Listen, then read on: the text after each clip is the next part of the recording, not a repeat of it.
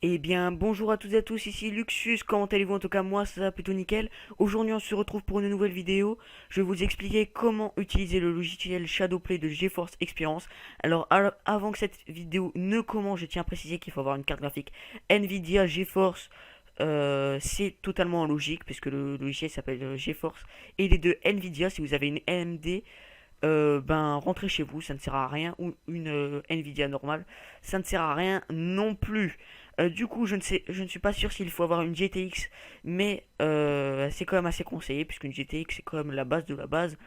Moi personnellement, j'ai une 850M, c'est un peu de la merde, mais j'arrive à faire tourner du CSGO en ultra, et quelques jeux en ultra aussi, mais pas du Overwatch ou du GTA non plus, je suis pas quand même un fou furieux.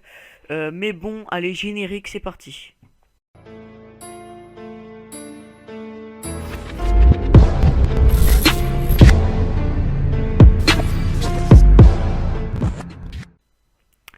Alors les amis, pour commencer, vous devrez aller sur le site web de GeForce Experience, vous téléchargerez le logiciel tout simplement. Alors moi de base sur mon ordinateur, je l'avais déjà, j'ai un ordi portable, je précise. Euh, je vais bientôt avoir un nouvel ordi, mais ça on s'en fout totalement.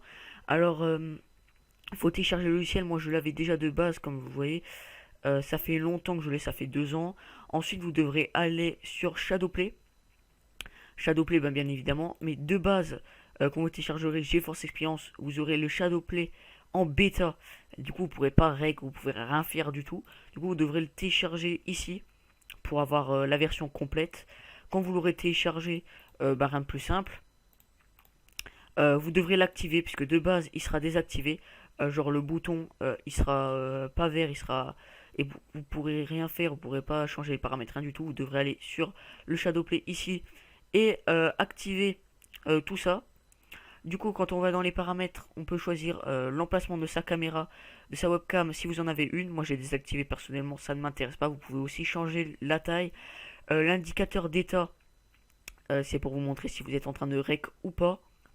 Et le compteur d'images par seconde, c'est si vous aimez bien avoir votre taux d'FPS, voir à combien vous enregistrez. Personnellement, moi je le mets, ça m'intéresse énormément. Vous pouvez aussi autoriser la capture vidéo sur le bureau, mais moi je ne sais pas pourquoi c'est grisé. Je n'arrive pas à appuyer dessus. Après, peut-être que certaines personnes le pourront, moi je ne peux pas, je ne sais pas pourquoi. Ensuite, là, il y a différents modes. J'y reviendrai plus tard dans la vidéo. Et on peut avoir le microphone toujours activé ou appuyer pour parler. C'est la base de la base. Moi, c'est la lettre U. Accent, je sais même pas si elle existe cette lettre sur le clavier. Je l'ai jamais vue. Ah si, voilà, c'est la touche pourcent en gros. Et là, c'est définir l'emplacement. Moi, je l'ai mis sur mon disque dur data. Donc, quand vous arriverez sur Shadowplay, à la base, vous serez en copie et manuel. Alors avec ça, vous irez pas très loin. C'est pour, par exemple, si vous avez fait des clips sur Code ou sur Overwatch ou sur d'autres jeux, que vous avez fait un truc de malade mental, et ben ça va enregistrer les 20 dernières minutes, 30 dernières minutes, 13 dernières minutes, ça dépend votre puissance de PC et ça dépend aussi euh, le poids de la vidéo que ça va prendre. Ça va prendre aussi du temps, les 13 dernières minutes du jeu passé, pour voir si vous avez des bons clips et tout ça, tout ça. C'est assez compliqué à comprendre, désolé si je m'exprime mal, mais en gros, si vous voulez, pour faire plus simple, ça enregistre vos dernières minutes passées en gameplay, tout simplement. Mais moi, c'est pas ce que j'utilise. Là, je suis en train de enregistrer avec Camtasia pour ceux qui veulent savoir, puisque je ne peux pas sur mon bureau avec Shadowplay, et même ça aurait été difficile de changer les modes. Alors du coup, moi, j'enregistre en manuel d'habitude sur les jeux vidéo.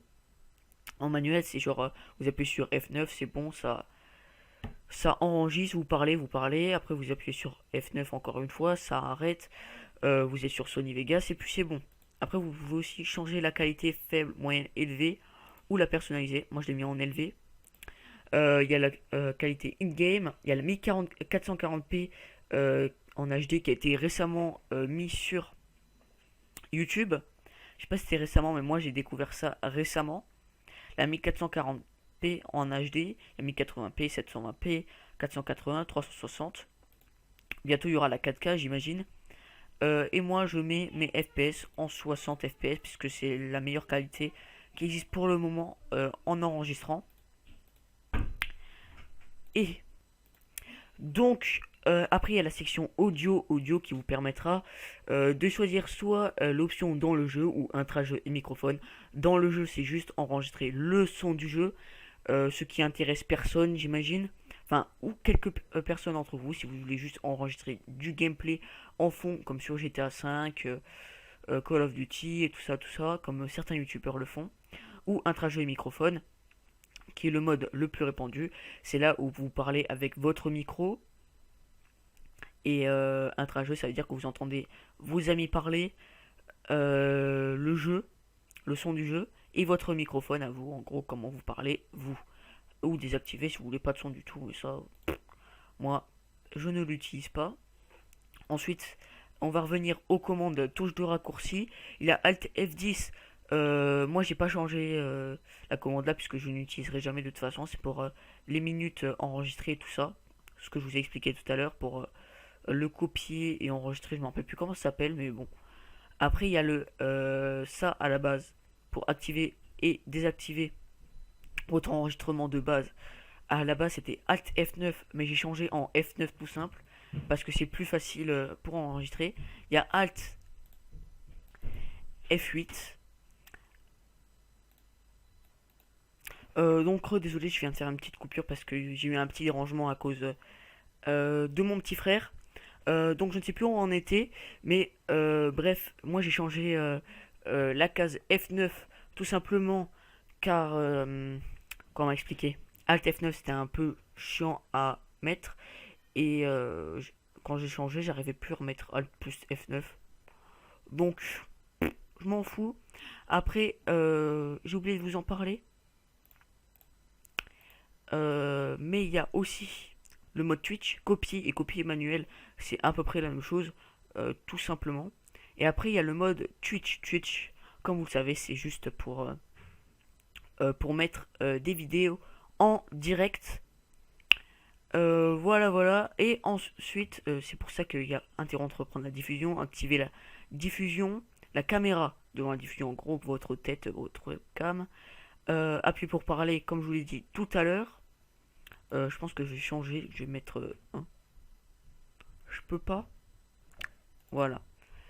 Et il y a Alt F12 pour enlever ou mettre les compteurs d'images par seconde. Et là, comme je vous l'ai dit tout à l'heure, votre emplacement pour mettre vos fichiers.